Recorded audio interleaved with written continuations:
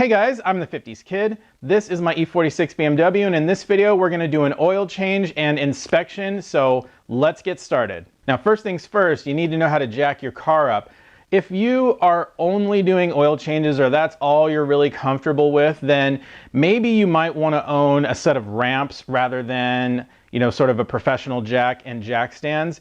It's just, it's just a little easier and quicker to just kind of drive the front of your car up on those ramps, and you just kind of jump under it, do your oil change, and you're done.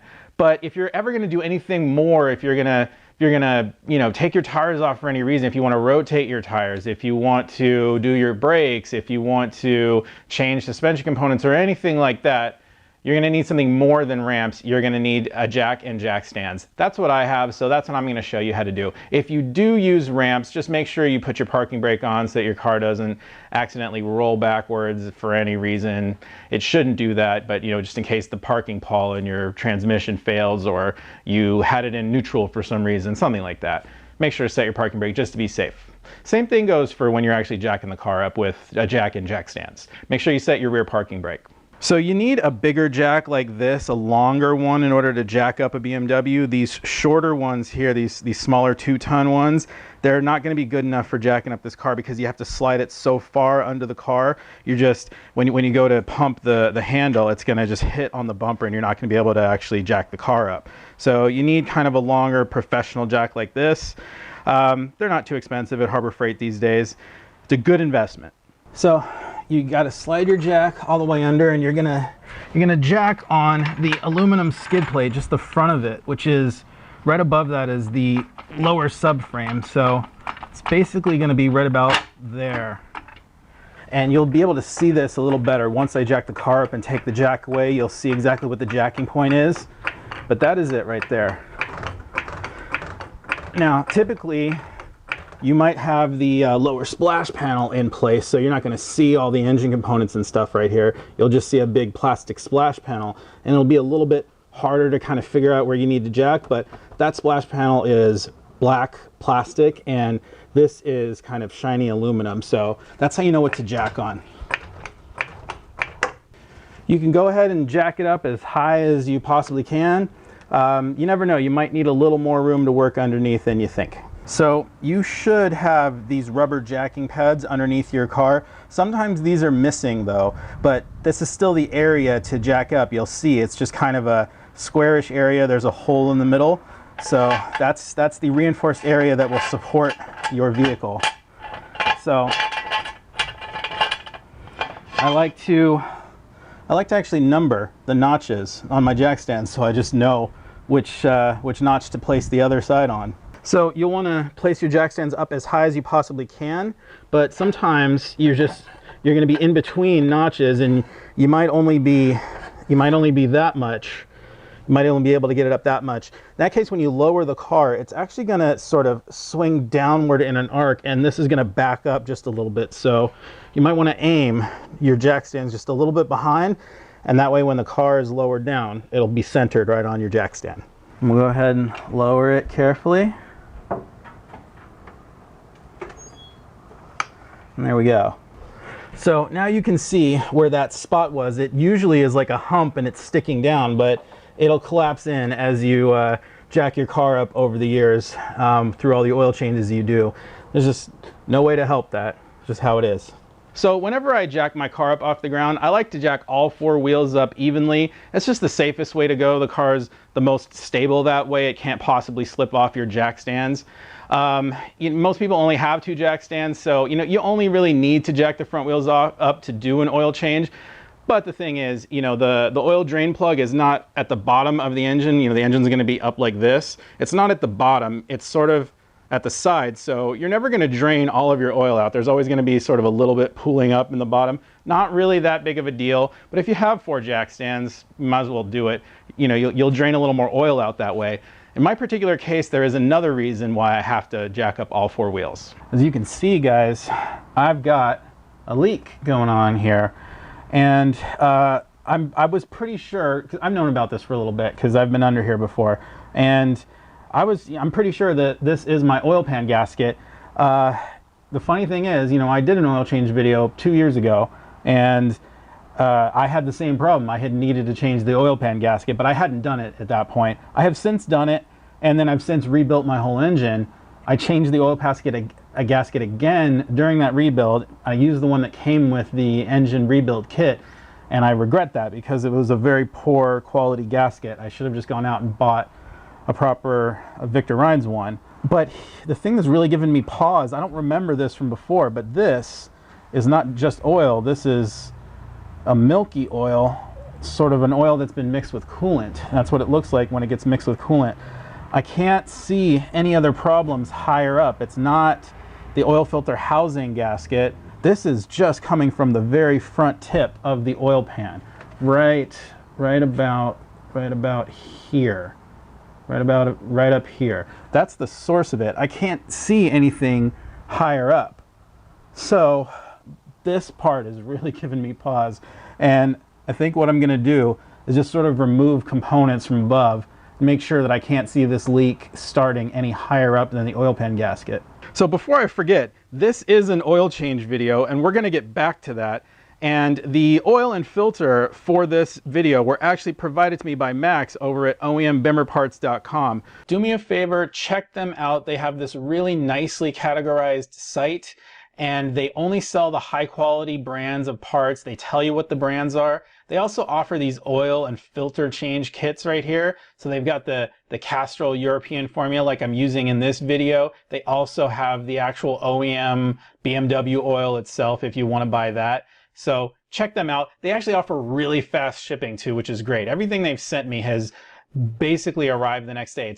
It's because they ship out of California, Florida, Texas, and New Jersey. So they get your parts to you really fast, which is really nice. So you got a couple options when it comes to getting this oil filter cap off.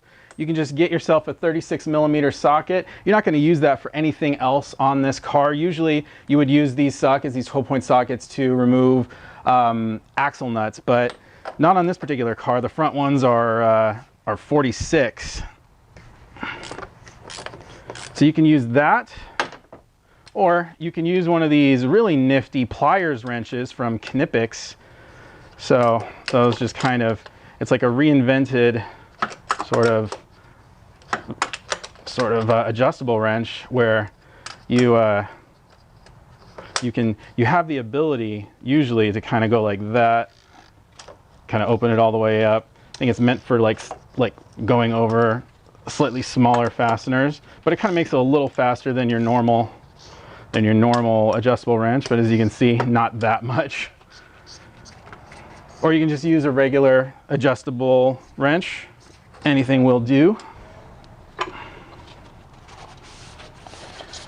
So we have got actually 2 O-rings on the tip right here. Good idea to change these at some point in the life of your vehicle, because if these are all flattened out and not really sealing, then your oil filter is not doing its job. So go ahead and replace those. I'll put the part number down in the description. I've already replaced these. Your oil filter should actually come with a new O-ring and a new crush washer for your oil cap.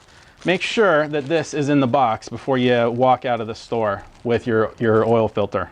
I've also gone ahead and switched gloves. So we're going to replace our filter. Make sure you recycle your oil filter too. Your auto parts store should take those at this point. You know, you don't really need to change this O-ring every single time.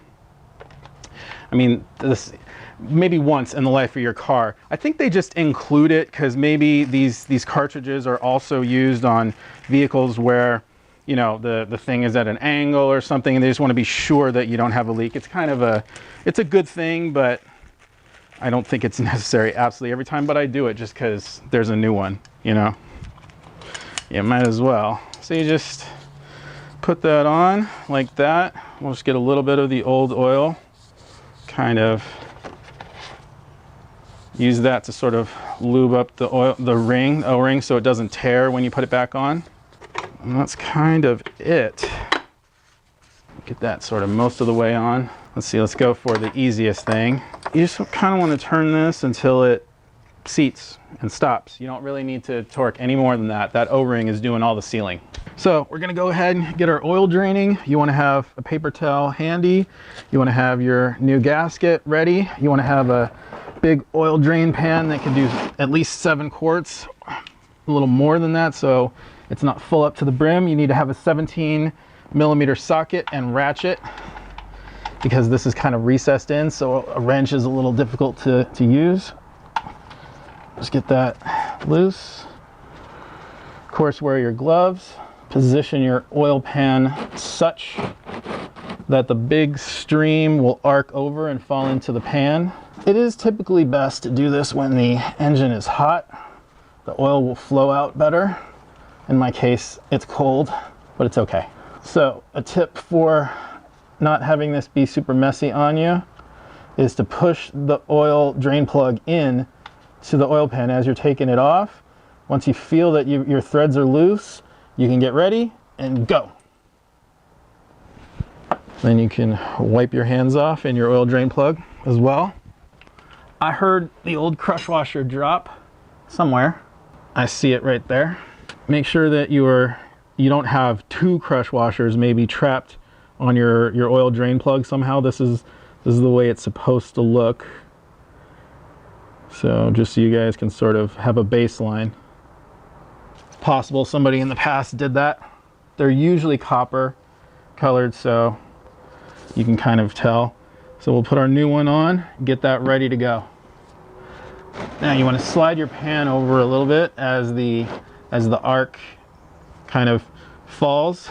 Make sure that when it comes time to just be a straight down drip, that it doesn't fall on the ground.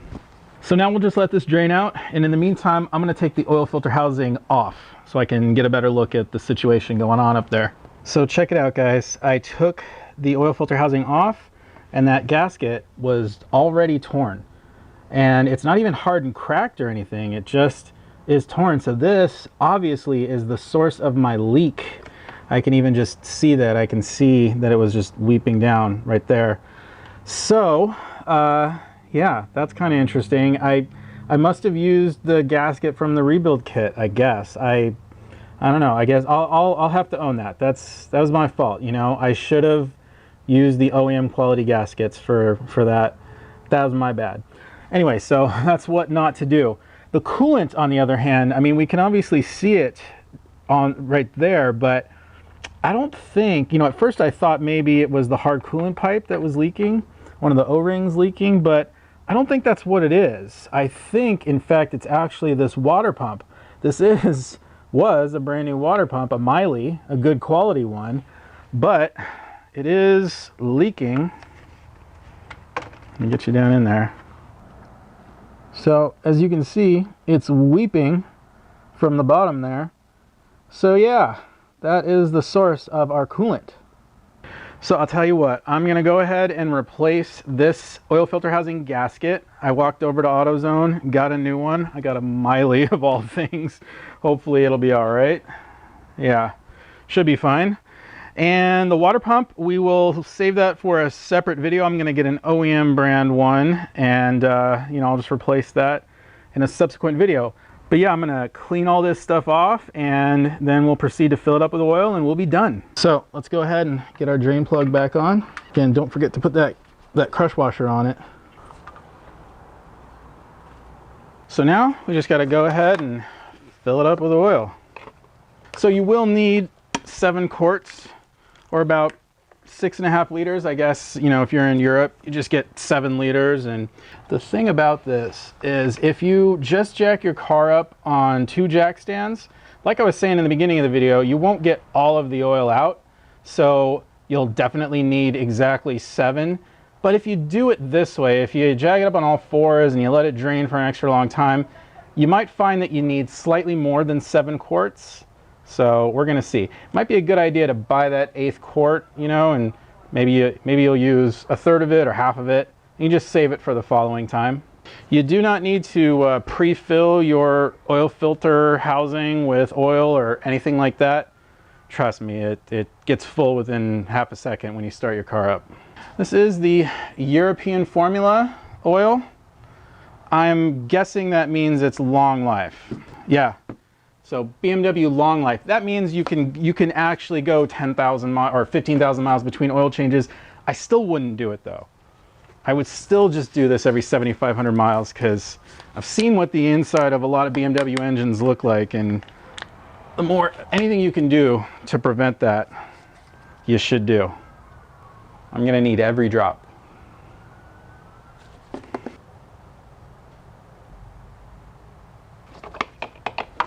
Put the cap on.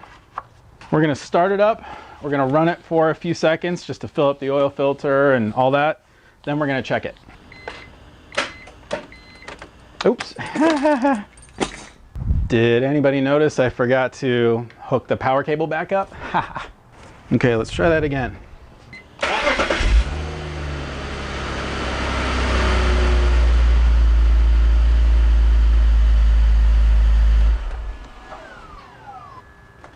You let it drain down for a few seconds. Wipe off the dipstick. Put it in. Give it a check. Looks like we need a whole nother quart of oil.